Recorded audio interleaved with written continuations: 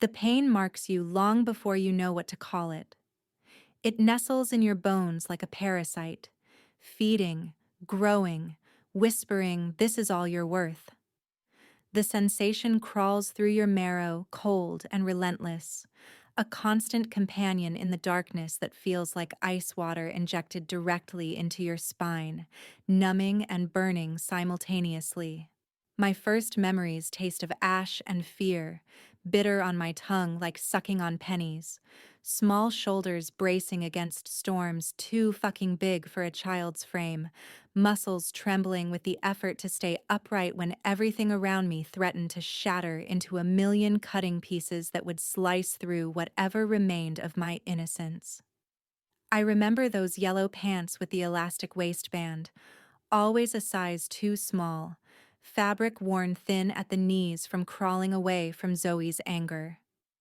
The cotton threads frayed and stained with dirt and tears, a pathetic armor against her rage that might as well have been tissue paper for all the protection it offered. My mother, that hurricane disguised as a woman. Beautiful, unpredictable, devastating. Her love came with teeth that tore chunks from my heart. Her absence with abandonment so complete it felt like being erased from existence. When she smiled, the world glowed golden for precious seconds before the thunder in her eyes returned, bringing the familiar storm that left emotional shrapnel embedded deep in my psyche. Fragments that would work their way to the surface years later, unexpected and agonizing. Helen was my salvation, my lifeline in an ocean that wanted to drown me. Her hands gentle where Zoe's were cruel, her eyes soft where Zoe's cut, like broken glass dragged across exposed flesh. In movie theaters with popcorn sticky fingers, I'd find fragments of childhood stolen back from whatever beast lived inside my mother. The buttery smell coating my palms, mixing with the salt of tears I'd learned to cry silently, the flickering light dancing across Helen's kind face as she laughed beside me, oblivious to the war raging inside my small body. But even in those quiet moments, something stirred beneath my skin, an uncomfortable electric hum, a voice too faint to hear but too persistent to ignore, like a splinter driven deep beneath the surface, throbbing with every heartbeat, infected with truth I couldn't yet name. A wrongness I couldn't name, couldn't face, couldn't acknowledge without my entire fucking world collapsing around me like a house of cards in a windstorm, scattering the pieces of my carefully constructed reality into oblivion. The voice had a name, had always had a name. Wendy. My true self emerging like a butterfly from a chrysalis of bone and blood and bullshit, wings wet and crumpled, struggling to unfold in air too thick with lies.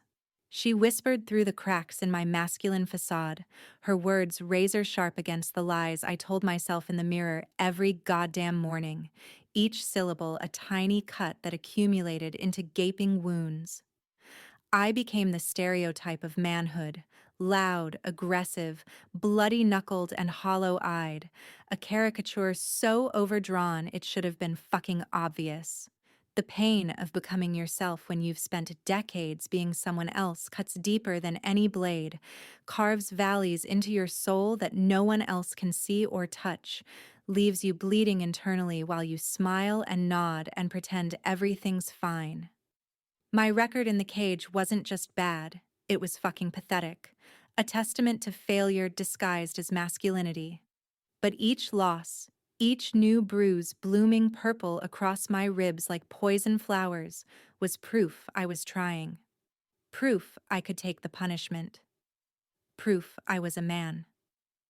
The metallic taste of blood on my tongue became familiar, almost comforting as I spat it onto the canvas floor, watching it pool and congeal like all the words I couldn't say. But I wasn't. I never fucking was. And the knowledge of that truth was acid eating through every layer of pretense I'd carefully constructed, dissolving the person I pretended to be until only raw nerve endings remained. The animal thrashing in its cage, seeking any escape from the choking reality of being caught between who you pretend to be and who you are. Claws scrabbling against bars that only get stronger with each attempt to break free. That's what led to the self-destruction. The bottle, the fighting ring, the betrayal, not just of flesh but of trust, of vows that should have meant something. Nights spent drowning in whiskey that burned my throat but couldn't burn away the truth. My hands shaking as I poured another glass. Another escape from the woman screaming to be acknowledged inside me, her voice growing hoarser with each ignored plea.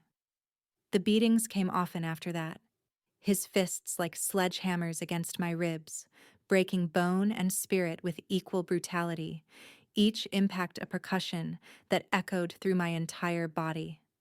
The physical anguish was preferable to Wendy's voice, to the truth she carried like a torch in darkness.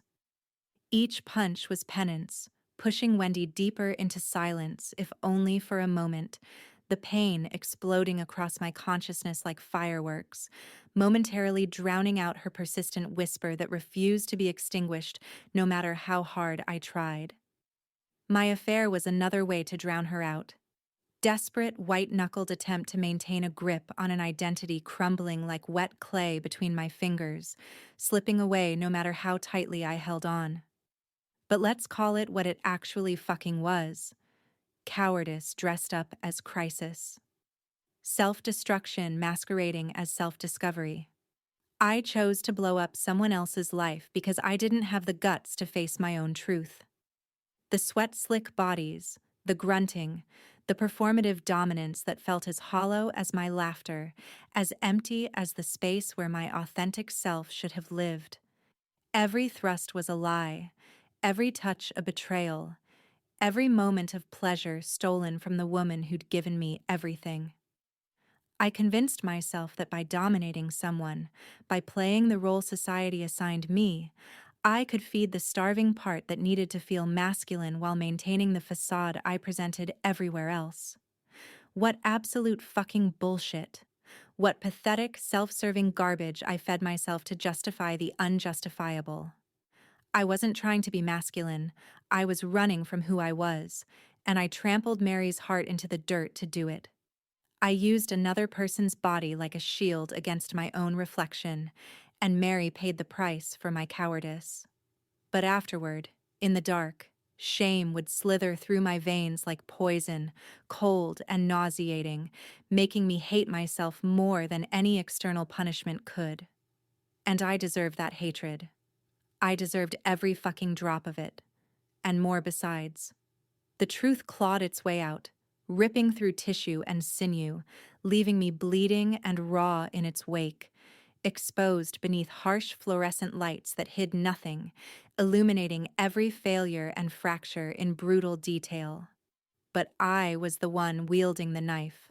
I was the one who chose deception over honesty, who chose to protect myself at Mary's expense, who looked at the woman who loved me and decided my comfort was worth more than her dignity.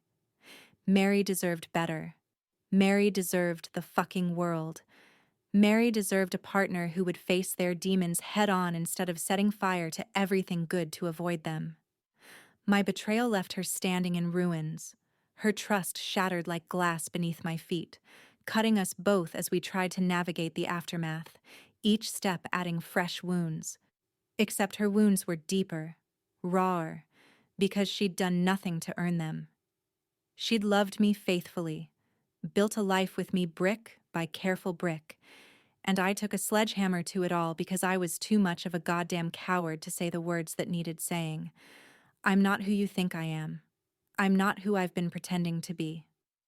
Every time I'd buttoned that shirt, strapped on that watch, walked with that deliberately widened stance, I'd been building a prison brick by brick, reinforcing walls that were never going to hold against the hurricane brewing inside, the storm that had been gathering strength for decades. My body was a battleground, and I was losing the war against myself, every cell rebelling against the lie I forced it to perform day after excruciating day, my very DNA screaming in protest.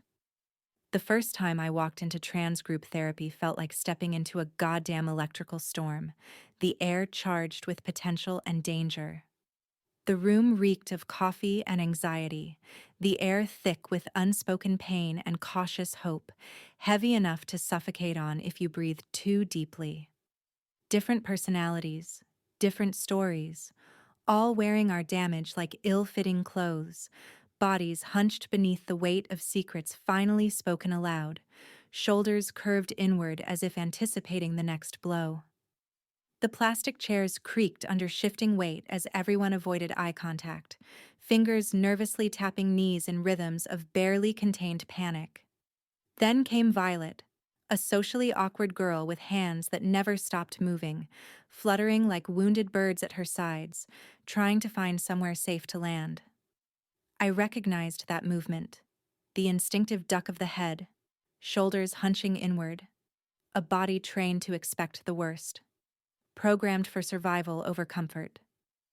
I'd done it myself under Zoe's tyranny, muscle memory programmed by pain, a physical flinch that persisted decades after the threat had passed, my body remembering what my mind tried to forget.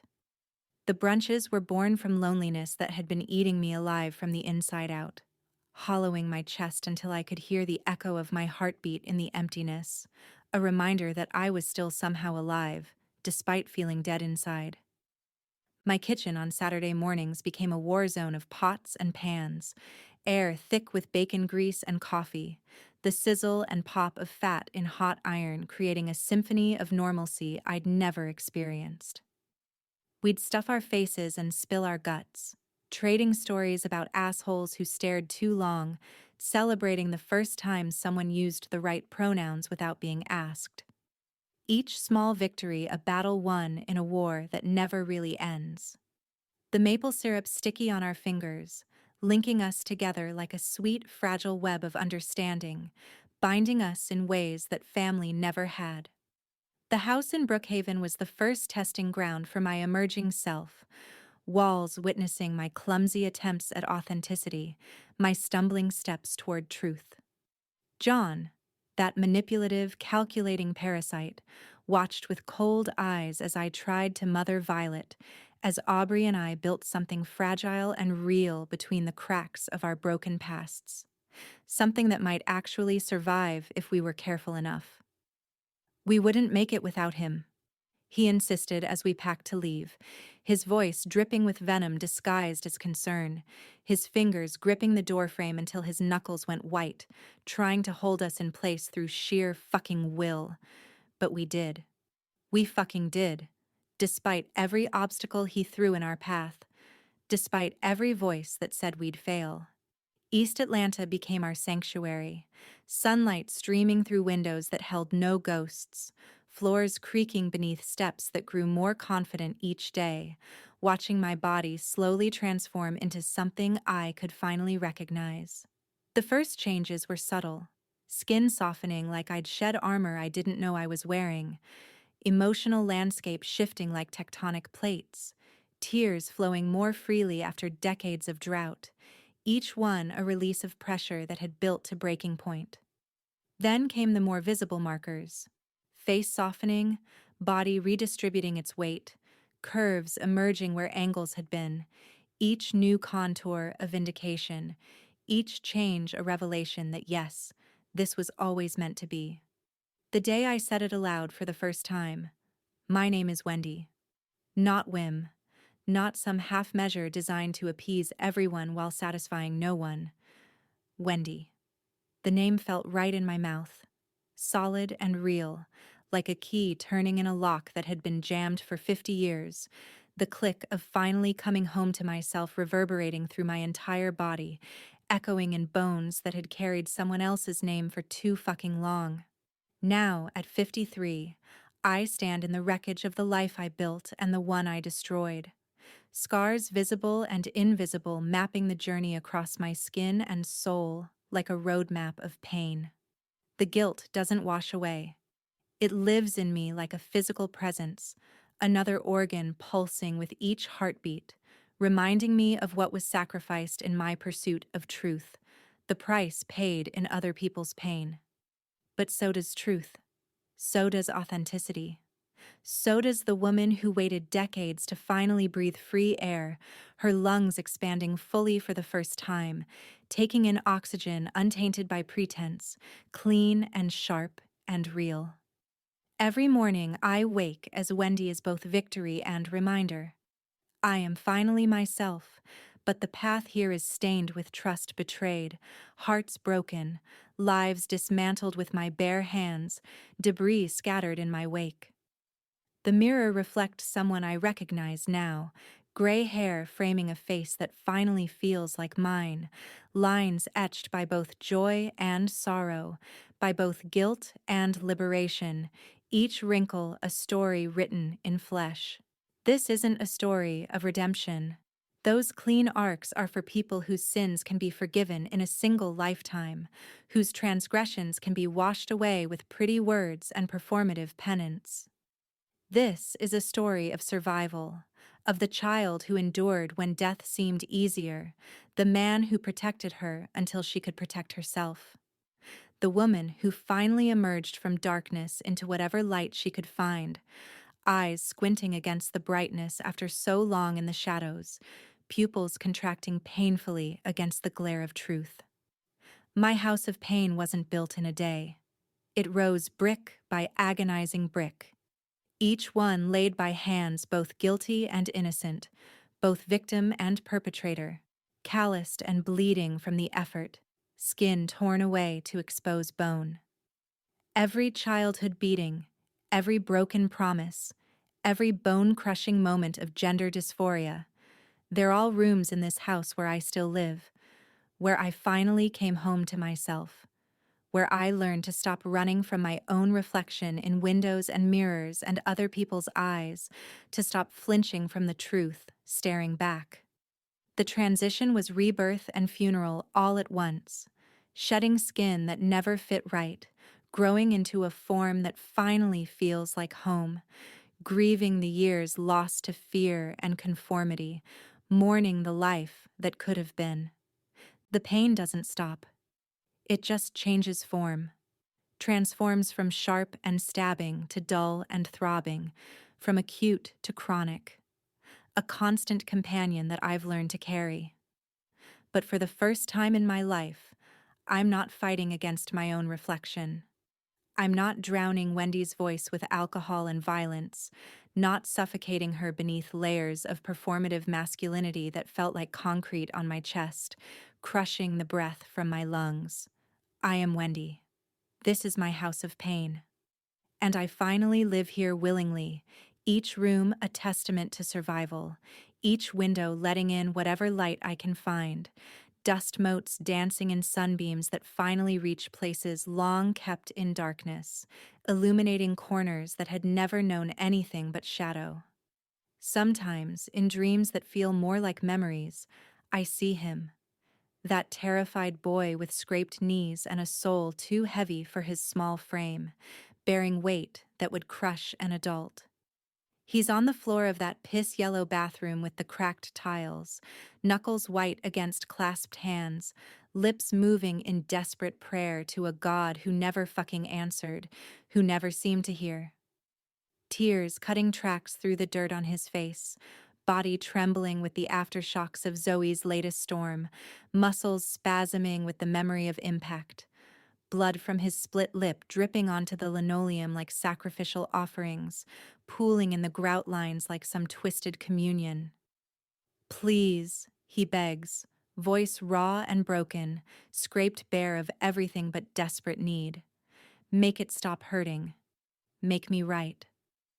The weight of wrongness crushing his chest until each breath feels stolen, borrowed from someone who deserves it more. But now, when these memories claw their way to the surface, something else follows. A vision that heals as much as the memory wounds, a balm spread over burns that never quite stopped stinging.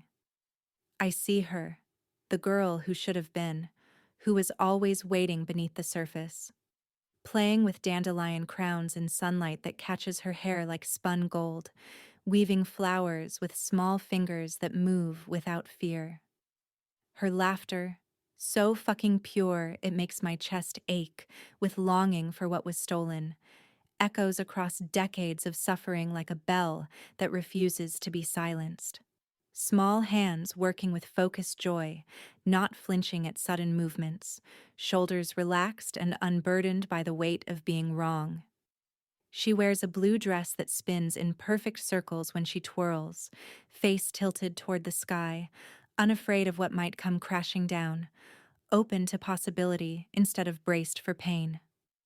This is who she was meant to be all along: joyful, authentic, whole. Not broken and bent into shapes that never fit, not drowning in whiskey to silence her voice, not hiding behind bruises and bloodied knuckles. In those moments, I reach across time to touch her face, to tell her we make it. We survive the storms. We find our way home. And though the path cuts us to ribbons, leaves scars that will never fully heal, reopens wounds we thought were closed, she will eventually breathe free air, speak her true name, and find people who love her not despite her truth, but because of it, who see her and recognize something real. The boy's prayers were answered after all, not by an absent God, but by her own stubborn refusal to die before she could live, with determination to survive long enough to become who she was always meant to be.